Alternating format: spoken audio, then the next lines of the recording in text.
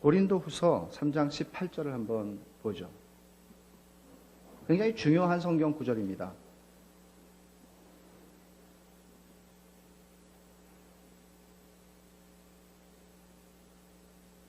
우리가 다 수건을 벗은 얼굴로 거울을 보는 것 같이 주의 영광을 보며 저와 같은 형상으로 화하여 영광으로 영광에 이르니 곧 주의 영으로 말미암음이니라.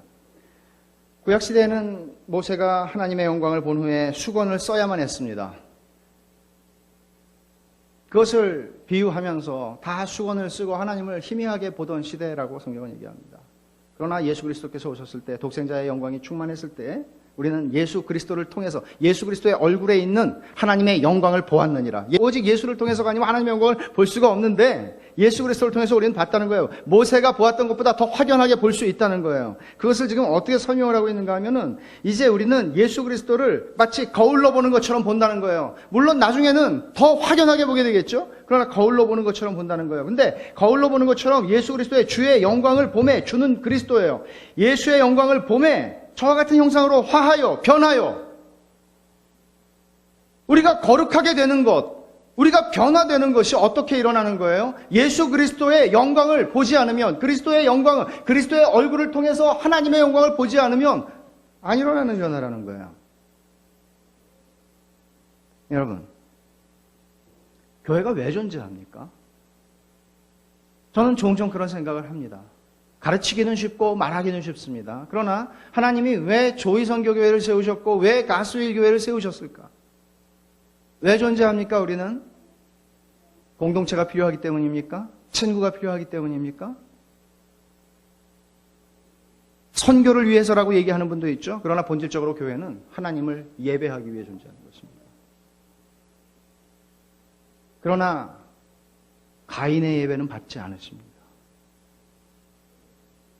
우리는 아벨 쪽으로 가야 합니다. 그러나 그것은 하나님의 은혜가 아니면, 그분이 주시는 믿음이 아니면, 그분이 제공하신 화목제물로 주신 예수 그리스도가 아니면 길이 없습니다. 여러분, 우리는 하나님의 영광을 말하는 것에 몸에 배일 만큼 하나님을 아는 지식을 쌓아가야 합니다. 하나님의 영광을 말하는 것이 그저 입에 배이는 것이 아니라 내 삶에 배일 만큼 우리는 하나님을 알아가야 합니다. 하나님을 알아가는 것이 하나님의 영광을 아는 것이고 보는 것이에요. 여러분, 제가 이번에 말씀을 준비하면서 읽은 책들 가운데에서 제 마음에 이렇게 마음을 끄는 한 구절이 있었습니다. 이런 말이에요. 참된 예배가 드려지는 곳에서는 이 땅의 모든 것들로부터 관심을 돌려 경외심을 가지고 하나님과 하나님의 영광의 시선을 집중하게 되는 일이 일어납니다. 어느 누구도 예배를 통해서 변화되지 않고 참으로 하나님을 알고 하나님을 영화롭게 하거나 하나님을 찬양하거나 그분께 영광을 돌릴 수는 없습니다. 예배는 하나님의 영광에 집중하고 그분을 높이는 것이 예배입니다. 예배를 통해서 여러분들이 변화되지 않는다면, 예배를 통해서 여러분들의 삶의 강박감과 여러분들의 삶에 하나님을 저항하는 것들과 자기 의를 나타내고 싶은 것들과 이런 것들이 무너지고 예배 시간에 하나님께서 여러분 가운데 그분의 영광을 나타내시고 그분의 영광 앞에 나의 걸레 같고 더러운 모든 의를 하나님 앞에서 청산하는 그런 일들이 나를 부인하게 되는 역사가 일어나지 않는다면 소망이 없는 것입니다. 예배 시간에 안 일어나는데 언제 무엇을 통해서 열심히 큐티해서 안 일어나요. 그것은 가인의 종교예요. 하나님께서 이런 예배를 우리 가운데 주셨으면 좋겠고 이런 예배가 회복되는 것이 오늘 우리가 하나님 앞에 얼마나 사모해야 되는 것인지 몰라요.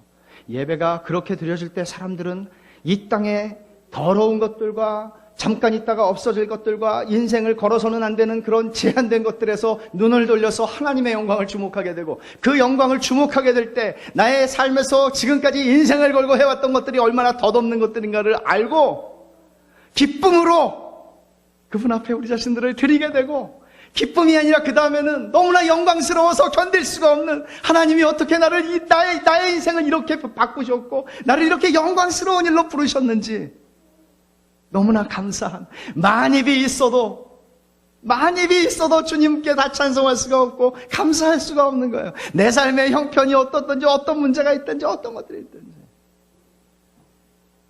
이게 하나님의 영광을 볼 때 하나님이 당신의 백성들에게 주시는 기쁨이에요. 하나님의 영광을 본 사람들이 예배를 드리는 교회에서 거룩해지는 역사가 일어나요. 거룩해지는 역사가.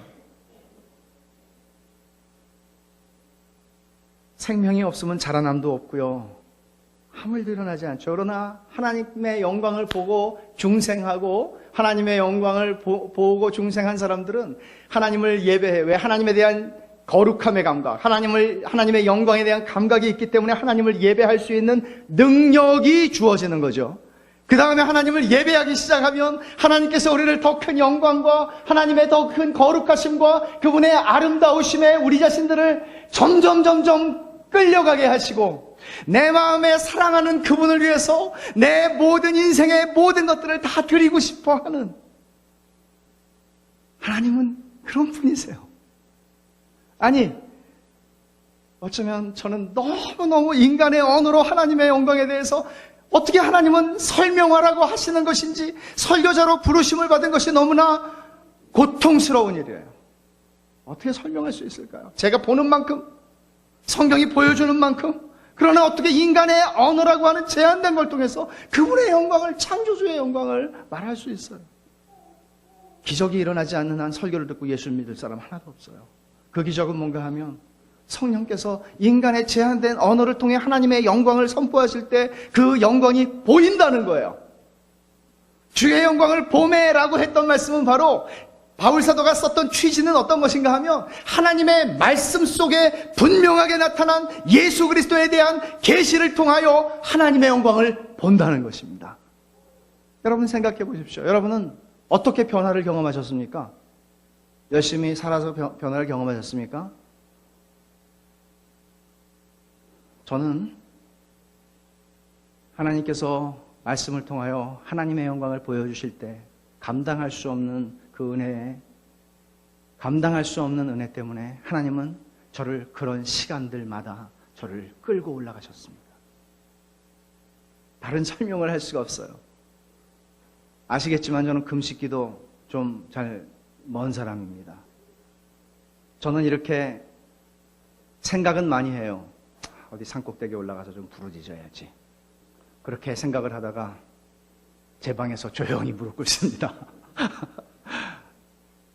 그러나 저를 변화시킨 것들은 산기도의 체험도 아니고 금식기도의 체험도 아니지만 하나님의 말씀을 통해서 하나님이 하나님을 보여주셨어요.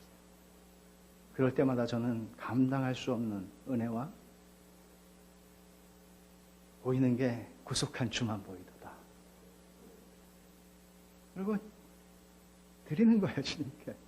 너무 영광스러운 거예요. 내가 이 만왕의 왕을 섬기는 것이, 주님이 너는, 여러분 죄송해요. 너는 딴 직업 가지지 말고 나만 섬겨라. 그게 너무 감사해요.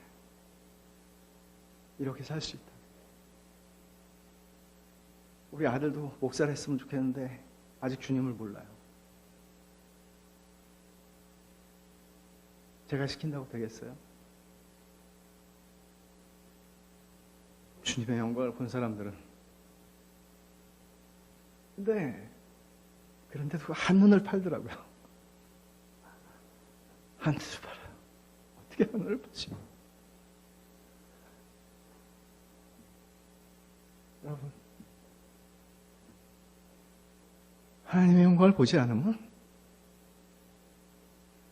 3000배를 하고 40일 금식 기도를 40번을 해도 하나님 못 섬겨요. 안 받으세요. 저는 이런 하나님을 말하고 싶고 이런 하나님을 인간의 언어로 설명하고 싶은데 잘 안 돼요.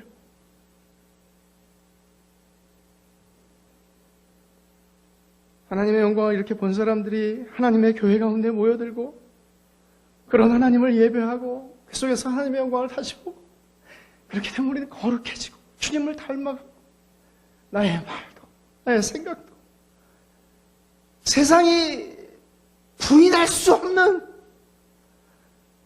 우리한테 뭐라고 개독교라고 말할 수가 없는, 세상의 입을 로마서 3장에서 얘기한 대로 세상의 입을 막아버리는 이런 일이 일어난단 말이에요. 근데 우리의 관심은 하나님의 영광 없어도 되니까 사람 좀 많이 모이면 성공이고, 하나님의 영광 따위는 없는데 좀 재미가 있어야 된다 그러고 교회가 이딴 식으로 해가지고 교회가 어떻게 되느냐 그러고, 사랑이 없고. 뭐가 관심이에요, 여러분? 뭘 원하세요? 하나님 말고 뭘 원하세요? 주님께서 세례 요한이 세례를 줄 때 거기에 모여든 많은 사람, 너희가 뭘 보려고 세례 요한한테 나갔더냐? 화려하게 옷을 차려입은 사람을 보려고? 그러면 헤롯의 왕궁으로 가지 왜 여기로 왔니? 하나님의 영광하고 관심 없이 교회에 나오는 사람이 하나님의 교회를 채우고 그들이 하나님의 일을 한다고는 하지만 결국은 하나님의 교회를 깨트리게 되고,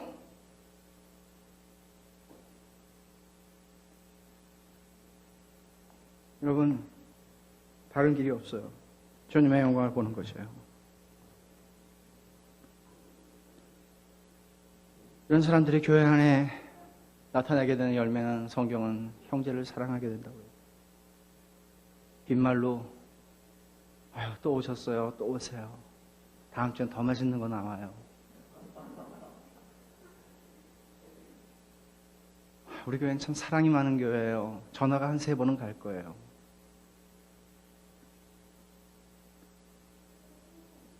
하나님의 영광을 보면 은혜 받지 못한 사람들을 위해서 울기 시작해요. 은혜 받지 못한 사람들이 내 눈에 보여요.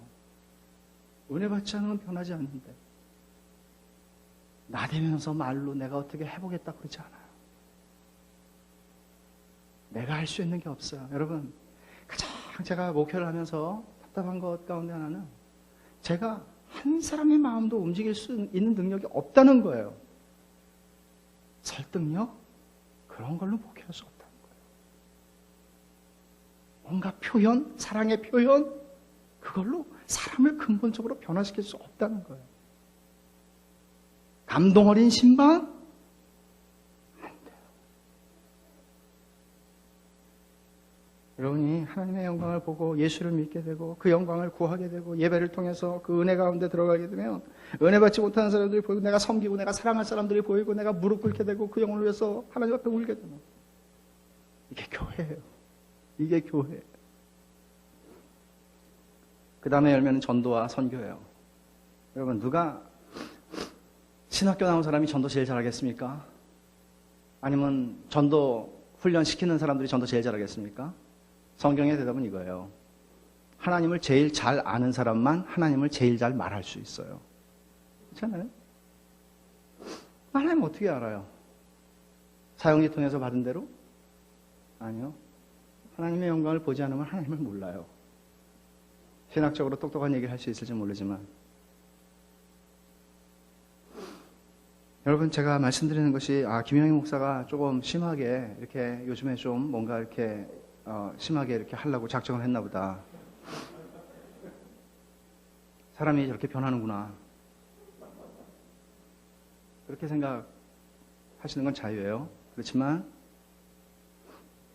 이게 2000년 동안 하나님의 교회가 그리고 사도들이 전했던 복음이에요. 다른 길은 없어요. 하나님을 알지 못하면 하나님을 전할 수가 없어요. 그럼 하나님은 어떻게 알아요? 해커가 쓴 노인갓을 열심히 읽을까요? 성경 공부를 많이 하면 돼요? 기도 많이 하면 돼요? 하나님의 영광을 보는 것밖에는 길이 없어요. 하나님의 영광을 어떻게 봐요? 하나님의 말씀이 없이는 하나님의 영광을 볼 수가 없어요. 하나님의 영광은 성경에 쓰여진 영감된 하나님의 계시인 말씀을 통해서만 예수님의 얼굴을 통하여 하나님의 영광을 볼 수가 있는 것이에요. 하나님의 영광을 보게 될 때 일어나는 결과들을 제가 이렇게 말씀드리는 이유가 뭘까요? 왜 제가 이런 얘기들을 여러분들에게 오늘 해야 되는 것일까요? 주제가 솔리데오 글로리아니까. 그렇지만 제가 정말 이 말씀을 드리는 이유는 오늘날의 교회가 잘못된 위치에 서 있기 때문이에요.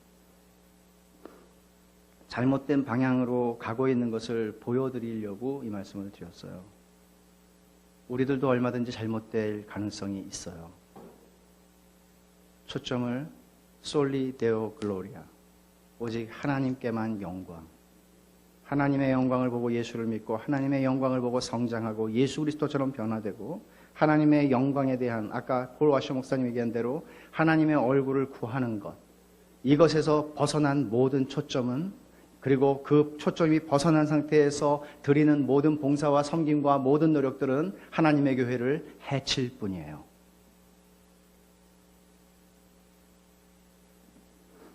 어떻게 우리는 세상을 흔들어 놓았던 복음의 진리, 그 능력을 회복할 수 있을까요? 어떻게 우리는 돌아갈 수 있을까요? 종교개혁자들이 마틴 루터와 그리고 존 켈빈이 제네바에서 목회를 했을 때 매일매일 쏟아져 나오는 그 거룩하신 하나님의 말씀 앞에 그렇게 도덕적으로 타락했던, 제네바는 유럽에서 그 당시에 가장 타락했던 도시 중에 하나였습니다.